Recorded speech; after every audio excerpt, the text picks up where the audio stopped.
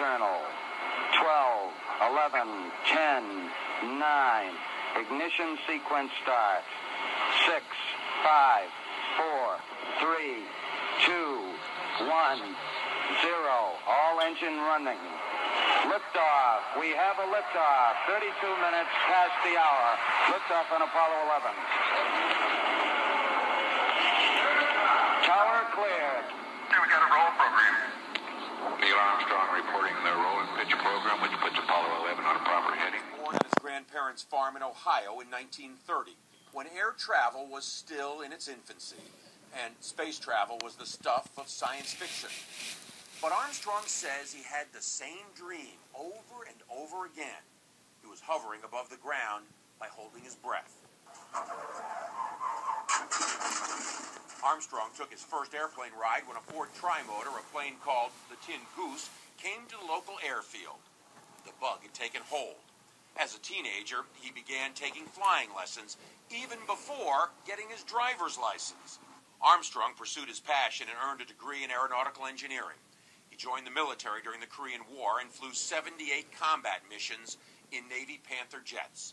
Later, Armstrong became a test pilot for the X-15, the rocket plane that laid the groundwork for space travel. It was some ride, soaring an amazing 40 miles above the Earth at 4,000 miles an hour.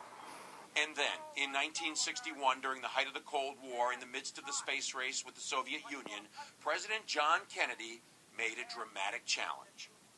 I believe that this nation should commit itself to achieving the goal, before this decade is out, of landing a man on the moon and returning him safely to the Earth.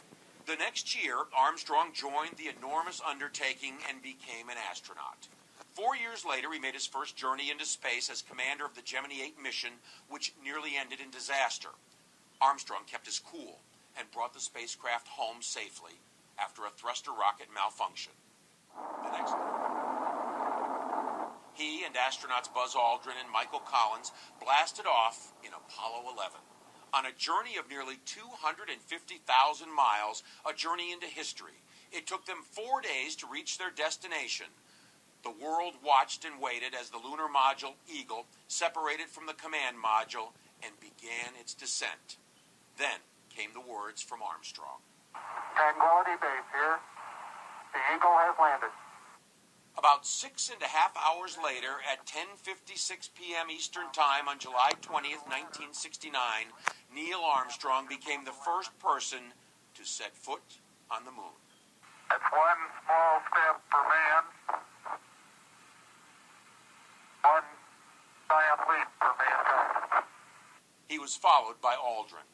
Armstrong was on the surface for 2 hours and 32 minutes. Aldrin just 15 minutes less. The two astronauts staked an American flag, scooped up moon rocks, and set up scientific experiments before returning to the main spacecraft.